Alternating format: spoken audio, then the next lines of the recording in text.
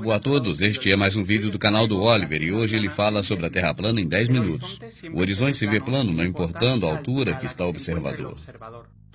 Todos os vídeos de aviões, drones ou balões a grande altura, se for gravado sem utilização da lente olho de peixe da GoPro, vai aparecer um horizonte plano, mesmo a 3.000 metros de altura.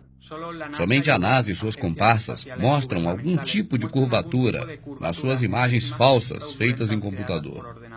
No entanto, o horizonte vai se encontrar sempre à altura dos olhos, na medida em que vamos ganhando altura. Assim você não tem que olhar para baixo para vê-lo. Se a Terra fosse uma esfera, sem levar em conta seu tamanho, o horizonte não se elevaria, ficaria fixo e teríamos que olhar para baixo para poder enxergá-lo. Se a Terra fosse uma esfera de 40.000 quilômetros de circunferência, segundo a trigonometria esférica, o horizonte deveria desaparecer da nossa visão 8 polegadas por cada milha de distância elevada ao quadrado. No entanto, você enxerga objetos em distâncias que jamais poderiam ser visíveis se houvesse a tal curvatura. Você vê a cidade de Chicago a partir de Michigan a uma distância de 96 quilômetros. Isso seria impossível se a Terra fosse uma esfera, porque ela estaria oculta atrás da curvatura a 2.354 metros. A característica física da água é de estar e permanecer nivelada. Quando este estado está afetado por alguma influência externa, o líquido vai se mover até recobrar seu nível. O que observamos no mundo real é que a superfície de toda a água em repouso sempre forma um plano horizontal. A Terra esférica giratória não é consistente com essa propriedade da água, mas num plano imóvel, sim, claro é. Segundo a teoria heliocêntrica, a Terra se encontra girando e orbitando pelo espaço sideral a milhares de quilômetros por hora. E sem dúvida nada você sentiu ou ouviu a respeito de sentir alguma coisa desse tipo. Todos os experimentos científicos feitos aqui na Terra provam que ela não se move de jeito nenhum. Se a Terra estivesse rodando, os tipos de voo seriam muito diferentes dependendo das direções dos aviões. Um avião voando em direção oposta à rotação terrestre percorreria uma distância muito maior do que o avião que está voando em direção oposta na mesma velocidade. Na verdade, e o que você já sabe, é que os tempos de voo dos aviões são sempre os mesmos para qualquer lado. Se a Terra estivesse girando e orbitando conforme nos contaram, seria impossível a estrela polar Polaris estar sempre acima do Polo Norte na mesma posição. E ela está lá, sempre fixa no céu. Ela sempre foi referência para a navegação. Do mesmo jeito, as constelações não mudaram de lugar no mínimo ao longo da história. Isso é incompatível com a história da rotação em órbita terrestre. Se a Terra estivesse girando, a fotografia noturna de larga exposição, que são chamados Star Trails, não mostrariam jamais o círculo perfeito que as estrelas realizam ao redor da estrela Polaris. Mostrariam linhas irregulares. Com isso se conclui que são as estrelas que rodam ao redor de Polaris numa Terra imóvel. Segundo a teoria da gravidade, um objeto menor será atraído por um objeto de maior massa. E sem dúvida não há nenhum experimento na história da humanidade jamais mostrou que um objeto de menor massa é atraído por aquele de maior massa. Segundo a teoria, a gravidade faz com que o mar se mantenha agarrado à Terra esférica giratória. E você sabe que a água jamais vai ficar presa numa esfera, ainda mais se essa estiver rodando. Todos estes fenômenos atribuídos à gravidade nunca, jamais foi observado no mundo real. Portanto, de acordo com o método científico, isso não está certo, pois esse tem um critério a ser adotado. Segundo a teoria heliocêntrica, estes efeitos da gravidade estão acontecendo no espaço sideral, e somente a NASA e suas comparsas conseguem perceber isso. Mas quando analisamos as imagens apresentadas pela NASA, vemos que na verdade são todas composições gráficas feitas por computador. A partir da missão Apollo 11, que supostamente teriam pisado na Lua, existem inúmeros exemplos de fraudes feitos pela NASA. A fotografia oficial do planeta de 2012 apresenta nuvens clonadas no Photoshop.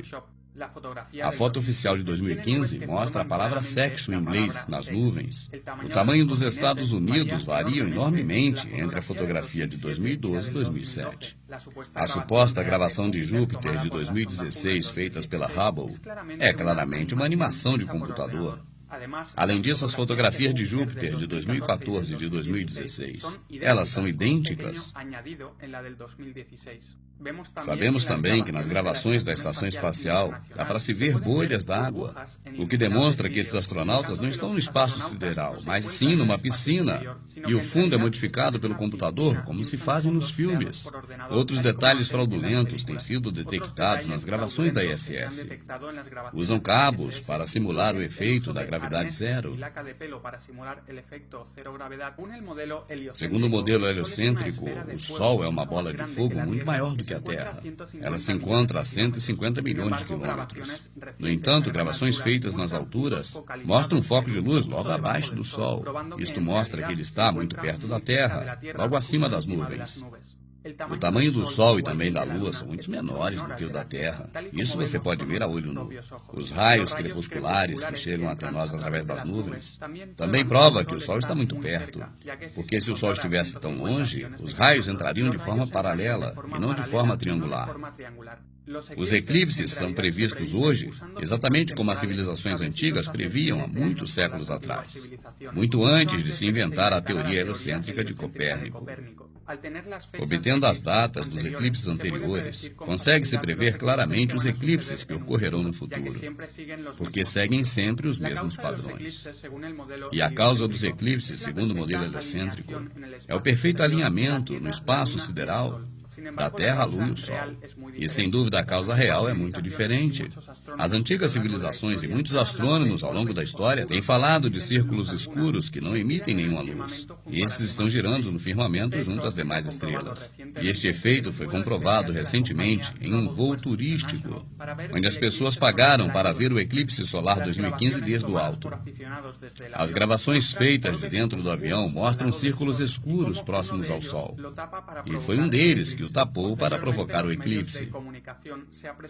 A televisão mostrou imagens editadas onde ocultaram esses círculos. No modelo da Terra esférica, existem dois polos opostos. Está um a cada lado do globo. E, sem dúvida, existem grandes diferenças entre o extremo norte e o extremo sul. No extremo norte, as temperaturas são muito superiores e há grande diversidade entre flora e fauna. Ao contrário, no sul, as temperaturas são bem menores. A existência de flora e fauna é praticamente nula. E estas diferenças não têm nenhuma explicação satisfatória no modelo da Terra esférica, já que o Sol clareia do mesmo jeito norte e sul ao longo dos anos. Ao contrário, é totalmente lógico na Terra plana. O Sol, que é muito menor do que a Terra e clareia só no âmbito local, completa uma volta sobre a Terra a cada 24 horas. Ao longo do ano, ele vai caminhando de trópico a trópico e por isso ocorrem as estações. Ao percorrer uma distância bem menor na circunferência do norte, ele circula muito mais lento do que no sul, e por isso que a temperatura é mais elevada. Por outro lado, o Sol tem que viajar mais rápido na circunferência do Sul para dar a volta em 24 horas. E por isso ele passa menos tempo esquentando uma determinada área. E por isso existem diferenças de temperaturas entre Norte e Sul. A Antártida, na verdade, são essas muralhas de gelo que rodeiam a Terra. Quanto mais a notícia se espalha, mais as autoridades proíbem o acesso a essas áreas. A pesquisa e investigação por parte de cidadãos são proibidas. O Polo Sul, portanto, não existe. O que existe é um eixo magnético localizado no centro da Terra. As provas da existência do Polo Sul mostradas pelas autoridades são algumas bandeiras e uma bola metálica. No entanto, esses objetos podem estar localizados em qualquer ponto aleatório ao largo da circunferência de gelo. Também jamais foi feita uma circunnavegação passando pelos dois polos da Terra esférica. Só se fazem círculos na Terra de leste a oeste, oeste e leste, justamente porque é a única circunnavegação que pode ser realizada num plano. As circunnavegações polares que disseram que fizeram são creditadas às pessoas das famílias Rothschild e do governo, e o mesmo acontece com as viagens espaciais. As verdadeiras estrelas e planetas são muito diferentes dos gráficos criados pelos computadores da NASA. Na realidade, são luminárias que mudam constantemente de forma e de cor. Hoje, elas podem ser enfocadas normalmente com câmeras modernas. Então fica provado que não são esferas gigantes que estão a milhares de quilômetros de distância, mas que são, na verdade, luzes no firmamento e estão a poucos quilômetros da Terra. Siga o canal, faça sua inscrição, porque o Oliver continuará falando destes assuntos. E como sempre, muito obrigado e até o próximo vídeo.